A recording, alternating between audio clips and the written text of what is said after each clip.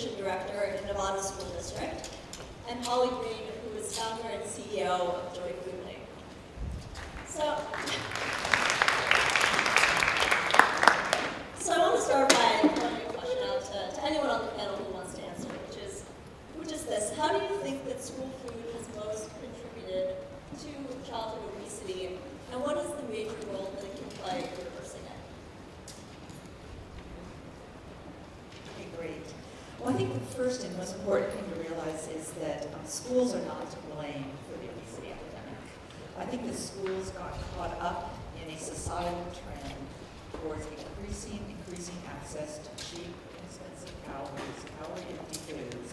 And when that was happening in our broader environment, it also happened in schools. But we should also keep in mind that school meals do not cause the obesity epidemic. And in fact, it is probably the competitive foods, the party foods, all those other foods that really were the biggest contributing factor. And thank God we have been taking actions to reduce the availability of those.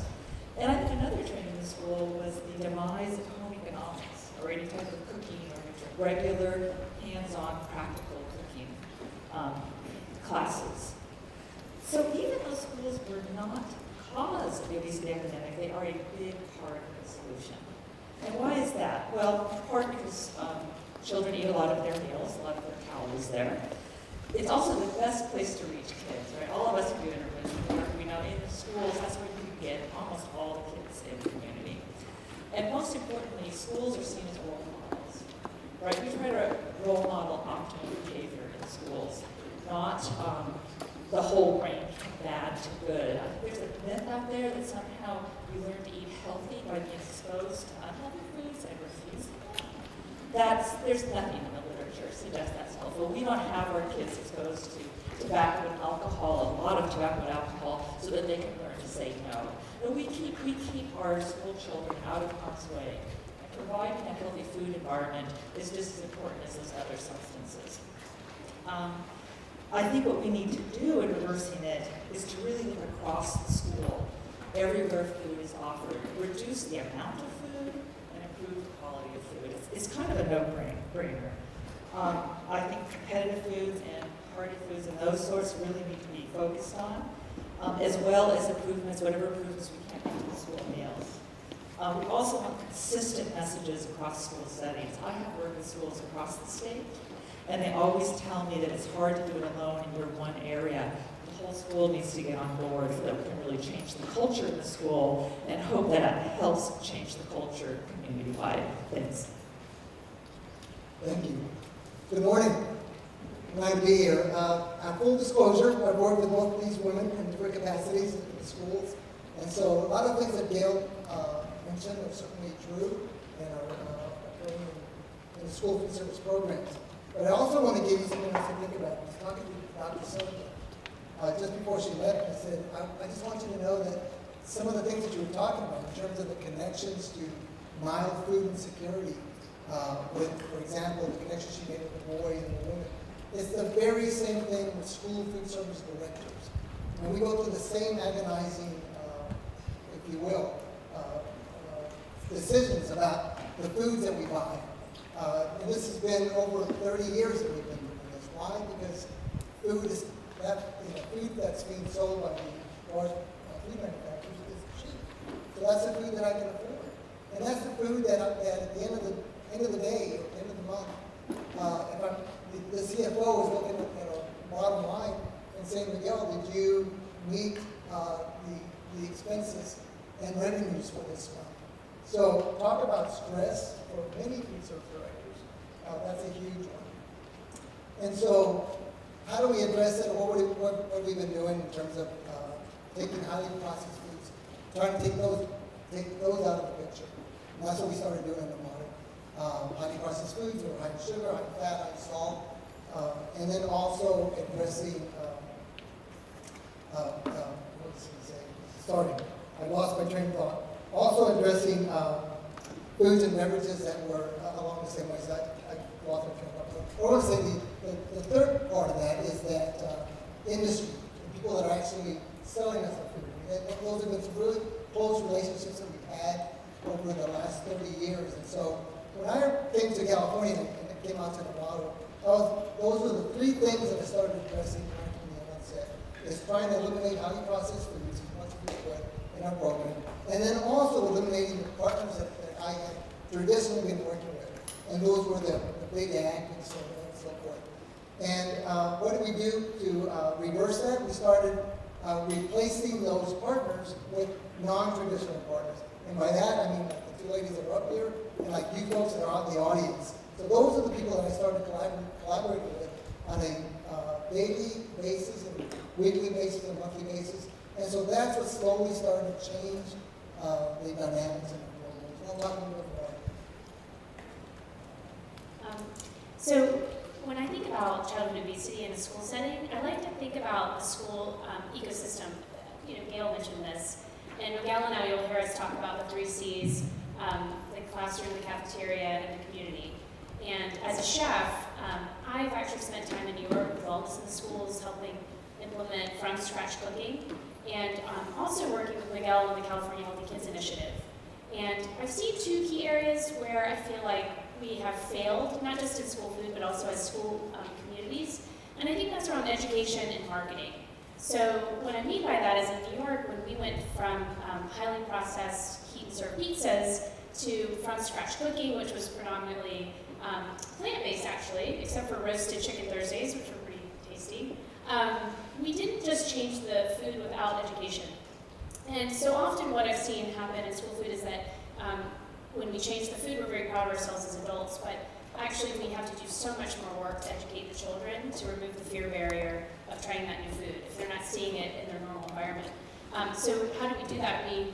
We were at the salad bar every day teaching children how to eat the salad bar.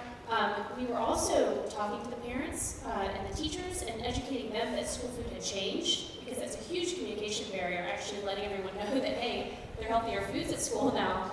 And more importantly, I think when we did learning labs in the school where we let children understand what fresh food is all about, with for example, a real apple during the fall making applesauce, I always noticed that the following week at the salad bar we were demolished, and participation rates would go up, because the interesting thing about educating and building trust with your community in these 3 C's is that you're also marketing at the same time.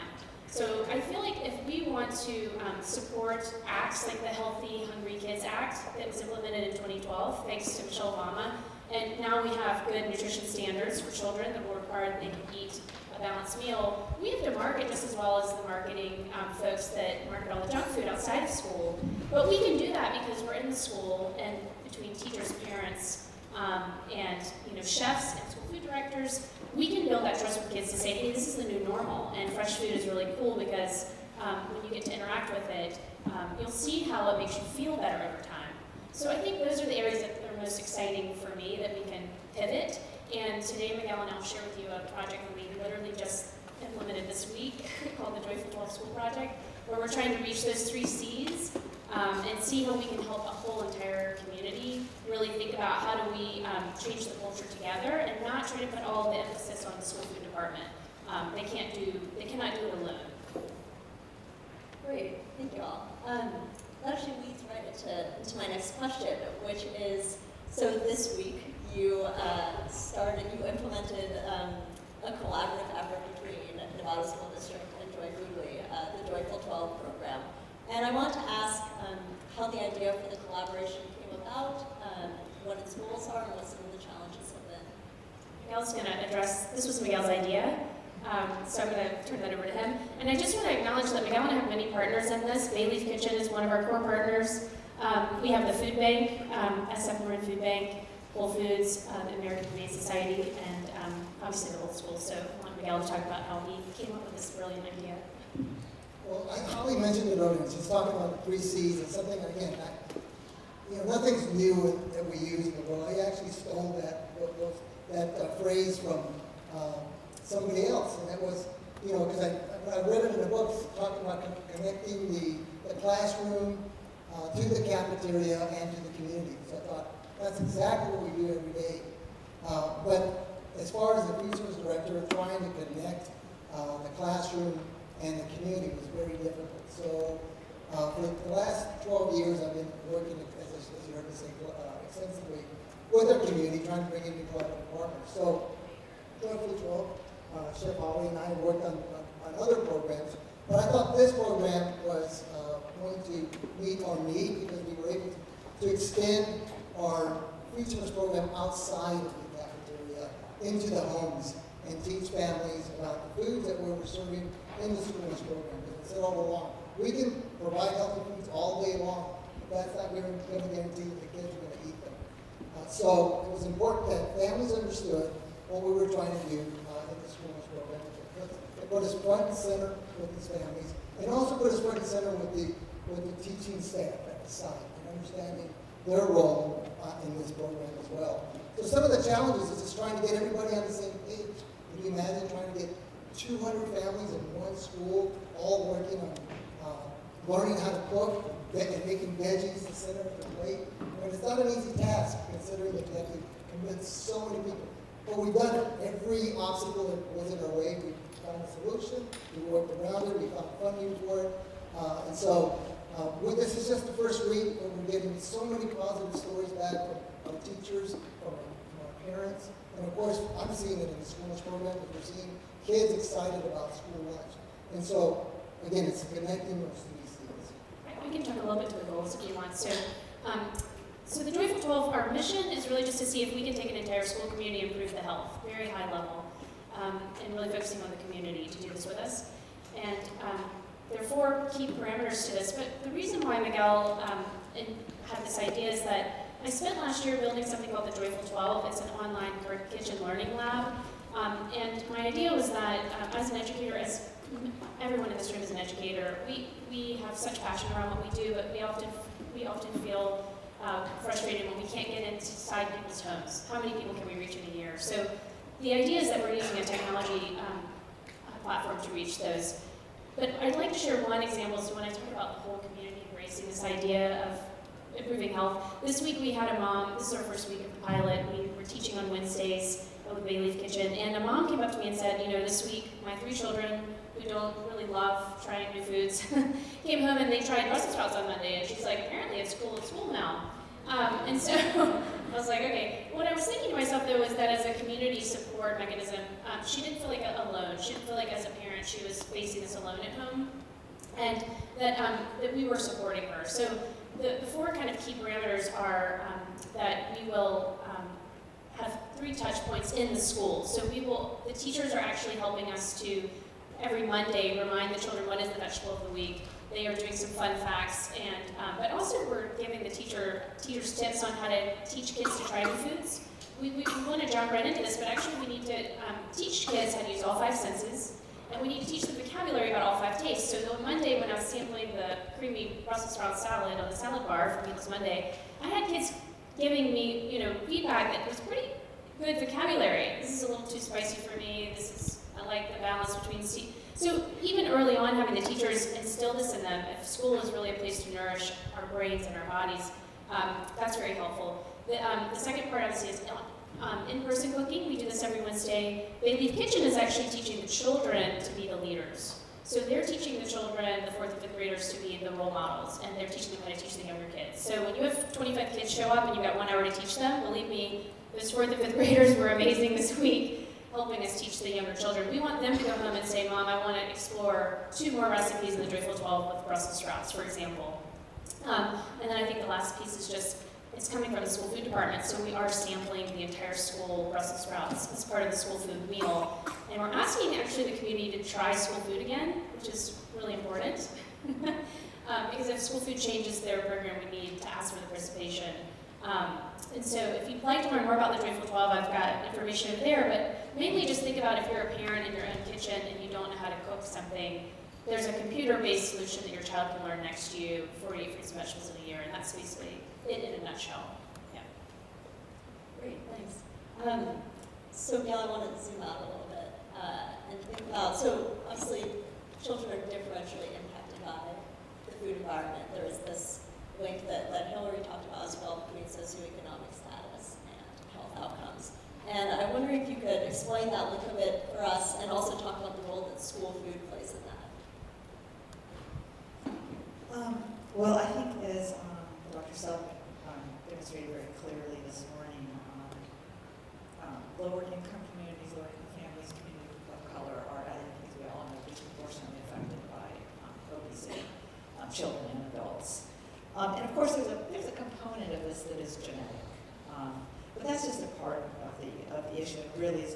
explaining the differences between individuals. I think, as Dr. Sullivan pointed out, part of the effect is buying power, the ability to buy more expensive foods, to buy the foods that you really want and still be able to fill your belly. I think she described very clearly the dilemma faced by people with a very small budget. I've got to eat enough food so I stop feeling hungry. And I can do that for $1 with a hamburger, but if I eat the salad, I might still be hungry, so I'm just going to have to sacrifice the salad or whatever. So these are the kinds of decisions people have to make on a low budget. So that's part of the problem. And of course, I think the cyclical nature of both paychecks and food assistance are also aggravating this pattern, this unhealthy leads to obesity, of scarcity, intermittent with more excessive intake. But what I would, and of course I think the fertile issue is amazingly important, that that's happening at that age, and how important it is to reach pregnant women. And really they're in a teachable moment, so I think really supporting pregnant women is critically important. But I'd like to zoom in on another factor that I think is really emerging for us, and that is the role of place. So what we find is that a low-income individual in a healthy community doesn't suffer the same chronic disease and obesity rates as a low-income person in a low-income community. So what we're really seeing, there is something about the nature of a community that is having a major contribution to obesity and chronic disease. What are those factors? And sometimes it's masked by ethnicity or income. So it's looking like it's disproportionately affecting ethnic groups, but it actually has to do with place more than with their ethnicity. And what's the difference between these communities? Well, certainly access to healthy food is important, although as we know, access has to include price, if you're talking about a low-income individual. But we also have to think about excessive access to junk food and junk food advertising. That's a big part of the equation. We can't just provide healthy foods. We have to stop bombarding our children with unhealthy options. But even beyond that, there are other aspects of a healthy community: violence, beautification, community cohesion, local jobs. Really, obesity is the canary in a coal mine. It is a symptom of a greater societal issue. And people living in these poverty-ridden communities where they have little support, there's little community engagement, they're not getting the resources that they need, it's not a pleasant place to live. Somehow that is contributing to a whole array of diseases, including obesity, and of course they're all interrelated. So I think we really have to start looking at communities and looking at the broad sense of community and what a healthy community is. And I think the good news is a healthy community is good for everything. So you don't really have to relate it just to obesity. It's good for all aspects of mental health, all aspects of physical health and social health. So I think that's really a big direction that we need to go in. Thank you. Miguel, you've done a pretty incredible job in your community, trying to provide a more healthful environment for your students. What have been some of the biggest hurdles in doing that, and how have you overcome them? Thank you. And I want you to know that I'm one food service director here representing many food service directors that are certainly moving in this direction. So, for example, Oakland, we got San Diego, just in the state of California, that I can think of. And then we've got some on the East Coast. So we all have these hurdles that we have to overcome. And it's basically this we've talked about really, the system that's been in place. The fact that we don't have enough funding to provide the programs that we really need to provide. The fact that school food service programs are being asked to do so much more these days.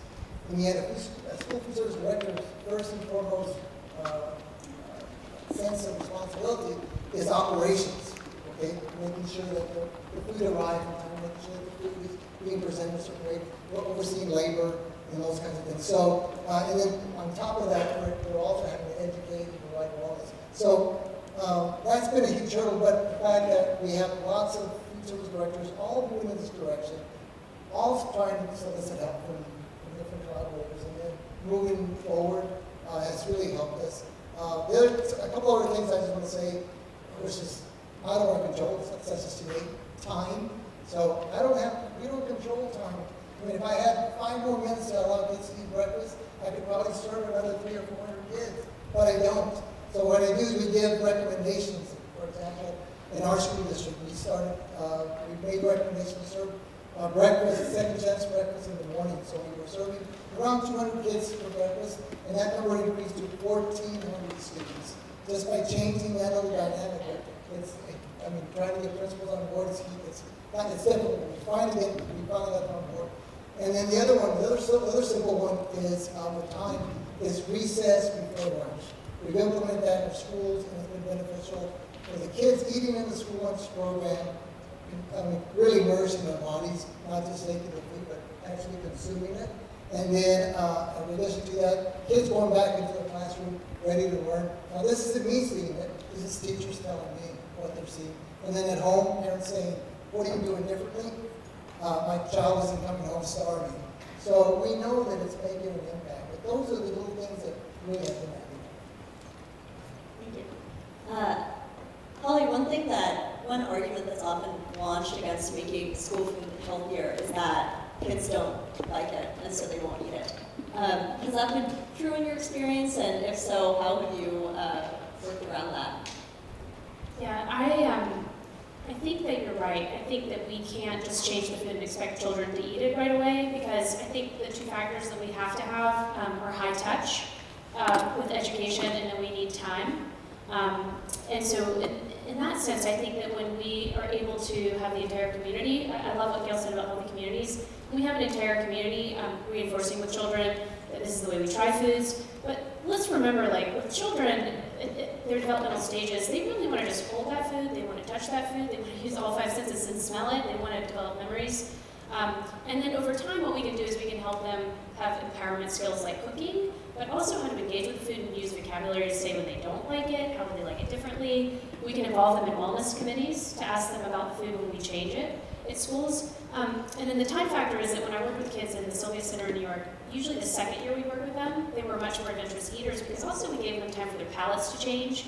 So we can't expect, there are many things happening for kids, and one of those is we need to give them time to be open to change the palate, and that these new healthier foods actually also feel delicious and joyful. So I think that's the piece around education that we need to do is, adults really love to focus on the word healthy, but for kids it's a very experiential, learning.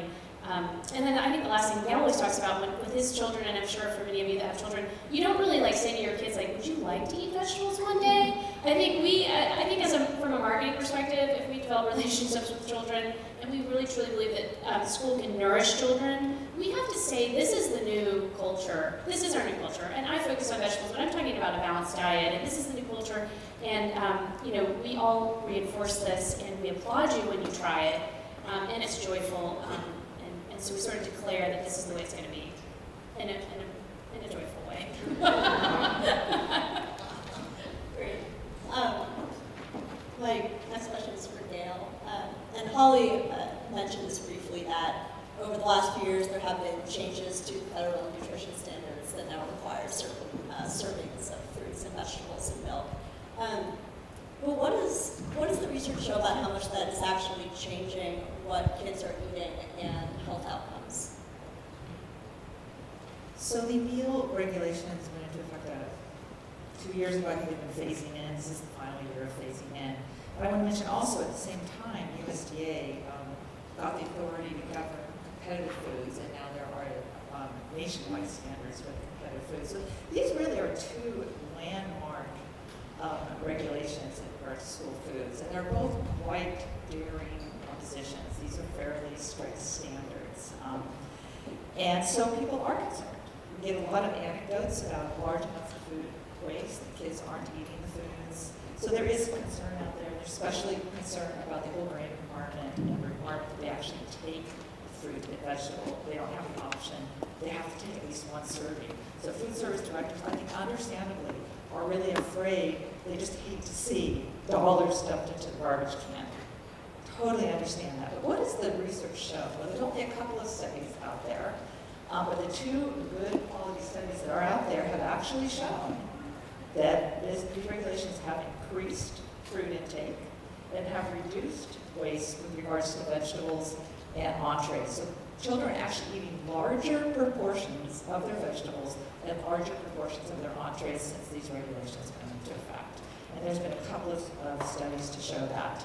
So that's very encouraging news, and it's very important news because right now those regulations are being threatened. Some people are calling for this to be pulled back, and there's a lot of sympathy for going back to the old regulations from the Republican Congress. We also, in our own study, and we didn't conduct either of those two studies, but I just have hot off the presses from our HEAL collaborative. I was just looking at the data, and we saw that meal participation rates were not impacted. Among the students, the highest risk students, it was not impacted at all by implementing regulations. Kids were taking the foods, kids were eating the foods, and there was a little bit of a dip among the full price students who have more options to eat elsewhere. And there was a dip, but then after a year it went back up, and we think because the provider of those foods was responsive to children's preferences and adjusted. So if you are working with schools, remember it can take a little time. We both get bumps down and bumps up. A salad bar will get a bump up right when it comes in, and it'll kind of level out. Other changes like the whole grains, you might get a bump down, or smaller serving sizes. Students hate it when you decrease their serving sizes, so you can get a bump down until they adjust to those new serving sizes. But, and I want to mention, the regulations are not perfect, but it's really important at this point in time not to get too nitpicky about the details of them. Let's just support them and try and make them work. We've also did a study on scratch cooking and found that you can actually scratch cook meals with no additional cost burden at all. It's just as cost effective and probably saves you money to scratch cook, and children are accepting those foods perfectly well too. In fact, kids really like fresh foods. Say fresh, kids always want fresh. But there still is a large amount of waste. The waste is big. It was big before the new regulations, and it is still big now. It's really unacceptably large.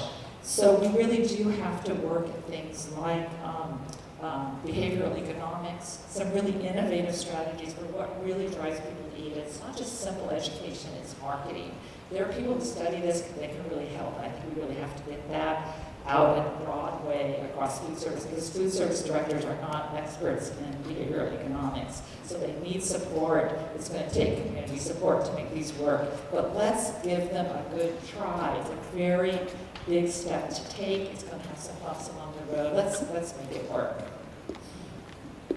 Thank you. Miguel, how have you dealt in Nevada with food waste, which is, as Miguel mentioned, a pretty big issue? It is. The way we've addressed it, and certainly it has been, it was before the guild thing, and it is somewhat, but it isn't at the same time, because we've been at it since 2002 in Marin County, in the Nevada Unified School District. And when I say we've been at it, we've been educating our students, our teachers, our staff. We've implemented salad bars, for example. The kids take what they want, and they can eat what they take. It's just that simple. And so we've had from other districts, and we've tried this in ours, and something this ebb and flows. Compost bins, for example, using those for waste and repurposing that food. We've also, in terms of fruit that's going bad, we're using that in smoothies. So one of our collaborative partners, they purchased a Vitamix blender for each of our schools, so that we could then repurpose some of our food that wouldn't be wasted. So again, so the thought that was coming to me as we were talking is, food service directors, we have to be extremely creative, really think outside the box, get out there and try to figure out how can we reduce waste, but it's not going to happen overnight. It's going to take time, and it's going to take some energy on everybody's part to reduce food waste. Let me see if I work. So just one other example I want to give you, because this is a huge example with waste, and that's milk. People don't realize milk comprises about 25% of our food costs, right? So the cost of milk is about 25% of our food costs on a plate. Well, in one school, we have to give out middle 8 ounce cartons of milk, but we were disposing, so the kids take the cartons, they go to the table, and then they go over to the custodian who's now dumping their milk, and the custodian's emptying the milk cartons, because the kids aren't drinking them. It's 8 ounces, they perhaps only want an ounce or 2 ounces. And so at this particular school, we were wasting over 15 gallons of milk a day. 15 gallons of milk a day. So what we did at this particular school is we added a bulk milk dispenser. Again, against all odds, because a bulk milk dispenser will never work in the elementary school. That's university stuff we're talking about. Well, we put it into the elementary school. It worked just fine. The story I want to tell. We had the same number of kids picking up milk, but kids were taking what they wanted to drink versus me giving them. And so we went from 15 gallons of milk waste per day to less than half a gallon of milk per day. Okay, that's huge, and that's just unreal. That's incredible. All the kids back home that you're happy. My last question is for Holly. And I'm curious, thinking about the Joyful 12 project, how do you think it would be possible to scale something like this up or to implement in schools across the state, across the country? What could that look like? Well, I always tell people that when I built the Joyful 12, I like to call it a radical approach to teaching millions of families just simple vegetable and fruit cooking at home. So I think using a technology solution, you can scale. That's possible. But more importantly, I think what Miguel and I and our partners would like to do with this project is really take the time to see what does it take to get a whole community engaged to really look at a healthier community. And so I think what our biggest goal right now is to see how we can do this well in one school district, and to see how we can do this for an elementary school. We'll go into a middle school and see who are the individuals that respond to this, and who are our biggest, really, sometimes there are those champions that we didn't know were going to exist until we got into it. And we'd like to set up a model where we can train parent ambassadors to help us to keep this going. Because something Miguel mentioned to me was that he felt like the tool is sustainable because as educators we go in and we plant such important seeds with children, and we don't get to see the fruits of our labor often. I remember in New York, oftentimes children that I served in the school would come into the New York Housing Authority where I was teaching, and every now and then I'd get a young child that would come up to me and so excited that she had cooked applesauce with me in a class, and you don't think that matters, but for garden teachers out there and for educators and for nutritionists, those things we don't see later, that child, she's now equipped to not only go home and want to cook with her mom, but she's also equipped to make better decisions and start to pay attention to how she feels when she eats these foods. So I think to answer your question, we can do it with technology, but we need to learn in this pilot what makes it successful. And we need a champion in the school, like the school food department, like Miguel. He's an innovative school food director that you won't find everywhere. But really importantly, community partners. So technology is great, but it never replaces in-person learning, I don't think. I think we are humans and we have relationships. And so the idea really with this tool is just that it can help deepen and continue learning, but not replace good work already happening in the classroom and cafeteria. Great, well, those are all of my questions. So we have about 6 or 7 minutes for any audience questions. Pass the mic around.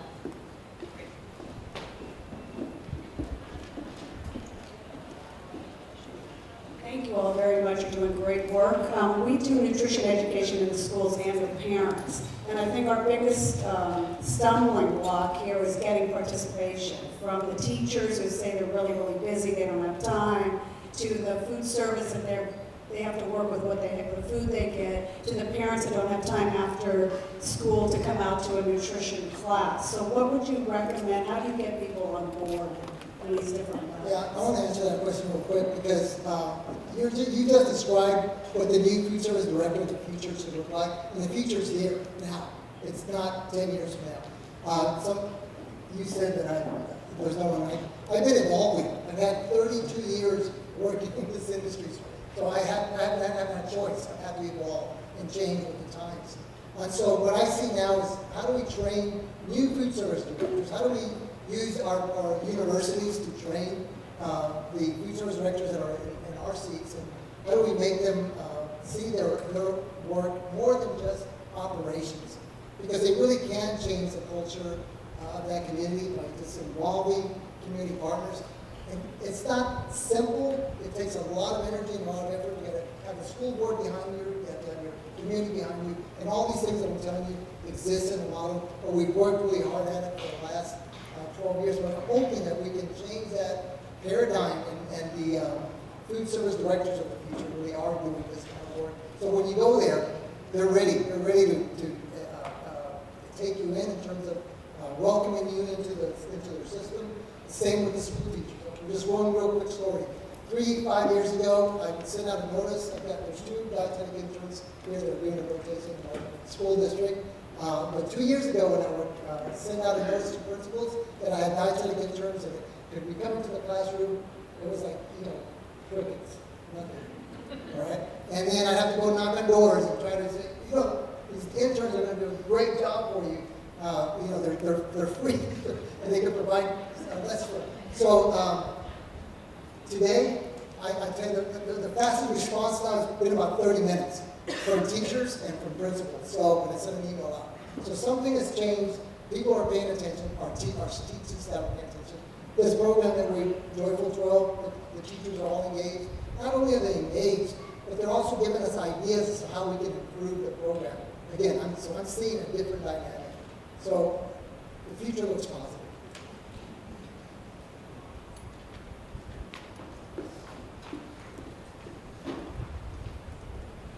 Thank you all so much. My question is for Gail. You mentioned that you've had some research that's shown that switching to scratch cooking actually didn't increase cost, and the liking amongst students was the same. Could you talk a bit more about that? That's pretty profound.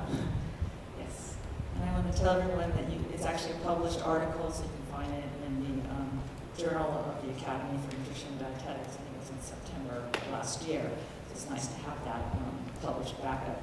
Yeah, we looked and we found that when we looked at 10 school districts in California, so he was in the study, and they did different levels of scratch cooking, and we looked at entrees that were scratch cooked or not scratch cooked, and we found that food costs, not surprisingly, were a lot less with scratch cooked, and labor was a little bit higher. And we did an intensive labor assessment. We went step by step. It was a very intensive study. And we found that actually it was a little bit cheaper. The meals that were prepared from scratch were a little bit cheaper, but it wasn't statistically significantly different. So in terms of statistics, they were equal. So no loss, definitely no detriment economically to preparing the scratch cooked meals. Now we did find that you had to be careful on which meals you scratch cooked. But for example, pizza, much cheaper when scratch cooked. So were pasta and rice dishes were much cheaper when scratch cooked. So they do have to select the types of meals that are more effectively scratch cooked, but there's plenty of options, and we found that the entrees that were scratch cooked tended to be these more like full meal. And what did the convenience prep and the heat and serve items look like? They were almost more than half of fast foods, basically. So we saw that we really were expanding the palette of children by the scratch cooking method. And again, it was 10 different districts, all of which did some scratch and some heat and serve items. And in terms of the children, we didn't actually look at intake, but we saw that meal participation was not affected on the days when scratch cooked meals were offered. And I'll tell you one thing, food service directors do not continue to offer a meal if the students aren't taking it and their participation starts to drop down. So I think that was good evidence that they were at least taking it. As with all studies, I'm sure there was a fair amount of waste, but we're not really seeing the waste is dependent on whether you're serving a healthy food or not. So I don't think that's the distinguishing factor. But we were excited to see those results, and this was a lot with commodity foods, using commodity foods. So we're hoping that can help influence the scratch cooking. Gail, was the California Thursdays initiative included in that? Because I think there's some exciting work happening. Yeah. I think we have time for one more question.